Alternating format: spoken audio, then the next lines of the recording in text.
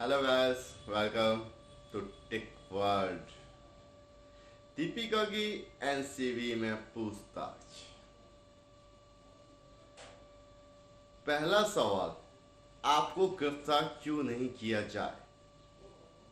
तो दीपिका ने बड़ी अक्कड़ से बोला, अगर आपके पास सबूत है तो आप गिरफ्तार कर सकते हैं, और अगर आपके पास सबूत नहीं है तो आप गिरफ्तार नहीं कर सकते। फिर एनसीबी के अधिकारी ने कहा कि हमें आपके बारे में सब कुछ पता है। आप कहाँ बैठते हैं, कहाँ उठते हैं, क्या करते हैं, क्या नहीं करते हैं, ये सारी डिटेल हमारे पास में है। दूसरा सवाल, करण जौहर की पार्टी में आपने कौन कौन से ड्रग्स लिए थे और किस किस से के साथ डांस किया था? जवाब, मैंने करण जौहर की पार्टी में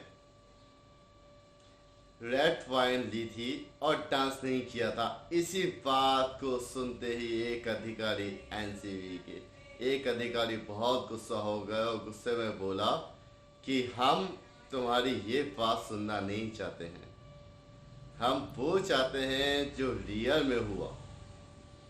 हमें आपके साथ कुछ नहीं करना है कि आप सोचें कि हमें बात करनी है, कुछ भी करना है। हमें असलियत पूछनी है।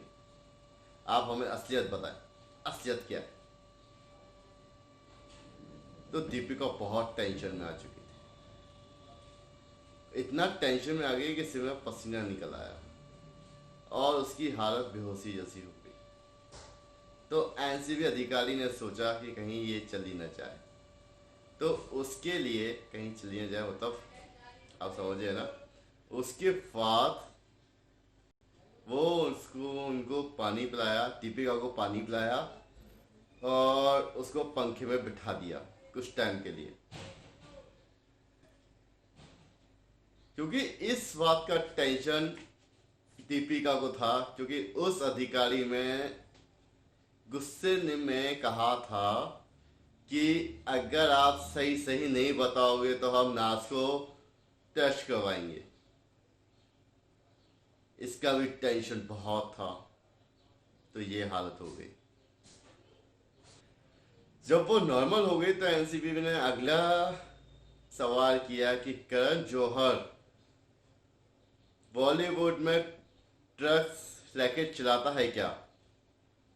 इसका जवाब दिया, करण जौहर रैकेट चलाता है और साथ में अकेला नहीं चलाता, उसके साथ में ठाकरे और बॉलीवुड के भाईजान भी शामिल हैं। उसने ये भी बताया करण जौहर की पार्टी में नंगा नाच होता है।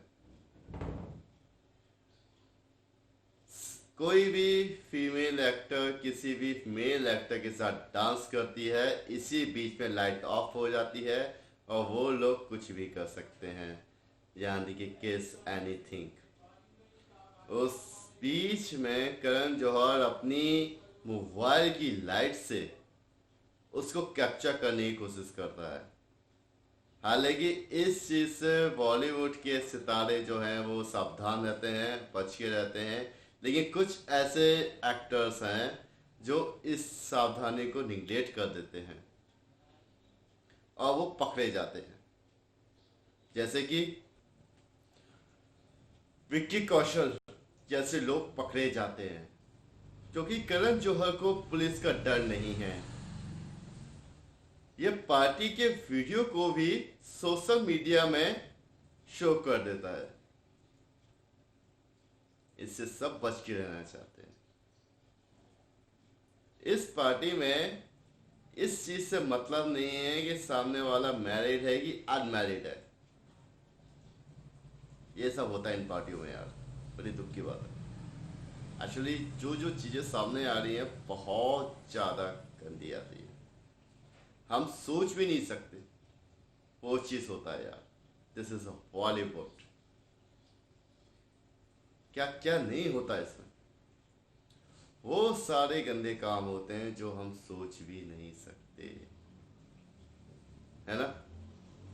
अच्छे काम भी होते हैं। देखिए, इन सब चीजों में क्या कहें, इन सब चीजों में वो चीज कहाँ छुप जाती है कि जब हम कहते थे उस सेक्टर की उस दिन मूवी रिलीज होगी और फर्स्ट डे फर्स्ट शो हम जाएंगे, लेकिन आज ये सब चीजें सामने आ रही हैं।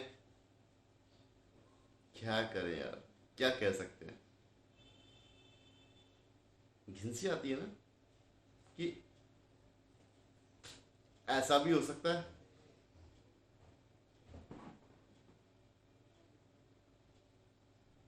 ध्यान देने वाली बात यह है कि ये जो न्यूज़ है ये एनसीबी के सोसाइड सूत्रों से पता चली है, सोशल सूत्रों से। इसकी पुष्टि अभी नहीं हुई है, ये सत्य है कि असत्य है ना। आप इस चैनल में रहें, सबसे पहले आपको बताएंगे कि सत्य क्या क्या है। ज्यादा भी हो सकता है और कुछ भी नहीं हो सकता। बने रहे। अब इस चीज में सुशांत सिंह राजपूत के वकील ने एक बात कही थी, ट्वीट किया था कि मैं थक गया हूं सीबीआई की जांच से। जब फॉरेंसिक डॉक्टर्स की टीम जो एम्स से आई थी, उनमें से एक डॉक्टर ने बोल दिया कि जब हमने सुशांत की पिक देखे थे, मर्डर पिक, क्योंकि वो लेटी हुई थी, लेटी हुई पिक देखे थे, तो वो गले का निशान जो है वो आत्महत्या का नहीं है, दिस इज अ मर्डर। वो गला दबाया गया है। हालांकि मुंबई पुलिस ने इस सारी घटना को सुसाइड क्लेम किया, घोषित कर दिया कि ये सुसाइड है। उसके बाद 20-30 दिन लगभग सुशांत सिंह राजपूत के फादर ने एक बिहार में एक रिपोर्ट दर्ज कराई। वो रिपोर्ट रिया चक्रवर्ती और परिवार वालों के ऊपर थी।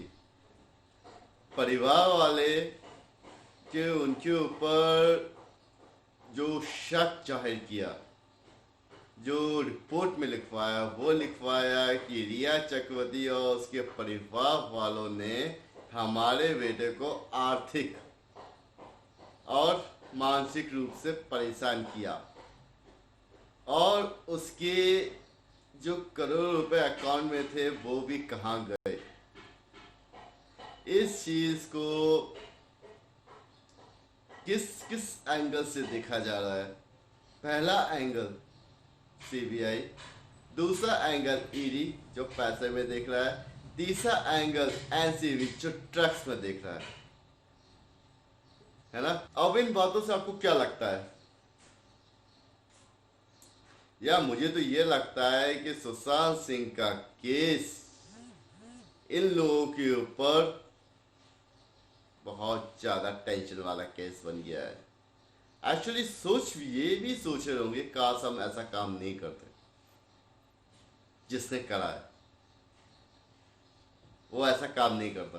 अगर उसको ये सब पता होता कि ये होने वाला है तो बिल्कुल नहीं करता। रही बात रिया चक्रवर्ती, उसने भी काफ़ी कबूलनामे किए थे, जो कि पहले मैं बता चुका हूँ। उसने कबूलनामे में ये भी कहा था कि मैं सुशांत के लिए टैक्स मंगवाती थी, लेकिन इस चीज़ में इनके फैंस वगैरह ने साफ मना कर दिया कि सुशांत कभी ड्रग्स नहीं लेता था। वो एक क्रिएटिव इंसान होता था, जो अपन कहते क्रिएटिव इंसान है, ये है वो है, नई सोच रखने वाला। एक्चुअली पहले भी बात उठी थी कि वो उस प्रोजेक्ट में काम कर रहा है कि हमें टेस्ट की जरूरत ना पड़े, कोरोना के टेस्ट की जरूरत ना पड़े, सिर्फ आदमी की आवाज़ सांस से ही पता चल जाए कि ये कोरोना पॉजिटिव है कि नेगेटिव है। जब वो बॉलीवुड छोड़ के हॉलीवुड जाना चाह रहा था,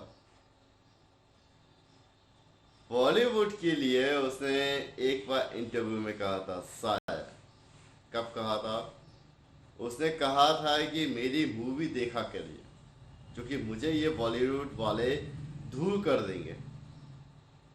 और वैसे भी एक सोचने वाली बात है, इतनी हिट देने वाला एक्टर, उसको आज तक कोई अवार्ड क्यों नहीं मिला गया?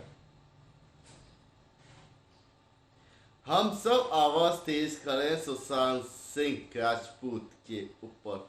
इतना अच्छा एक्टर जिसके साथ कुछ लोगों ने ऐसा सब कुछ किया, उनका पता चले सुशांत सिंह को सत्य जो वो बताना चाहते थे नहीं बता पाए, क्योंकि वो सत्य उनकी डायरी में भी था जिसके पन्ने गायब हैं। वो सच जो दिशा के कत्ल के बाद उनको टेंशन हो गई थी। ये कत्ल की आत्महत्या ये भी अभी साबित नहीं हुआ है ना? इसके बाद क्या कह सकते हैं? कहीं कोई सत्य नहीं है। ये मामला कभी क्रिकेटर्स के ऊपर जा रहा है, कभी बॉलीवुड के ऊपर जा रहा है, कभी नेतागिरी में भी जा रहा है। पॉलिटिक्स एक केस सब जगह घूम रहा है। क्या कह सकते हैं इस बारे में? चलिए अपडेट आता है तो अपन आगे मिलते हैं, आगे बात करते हैं। Thank you.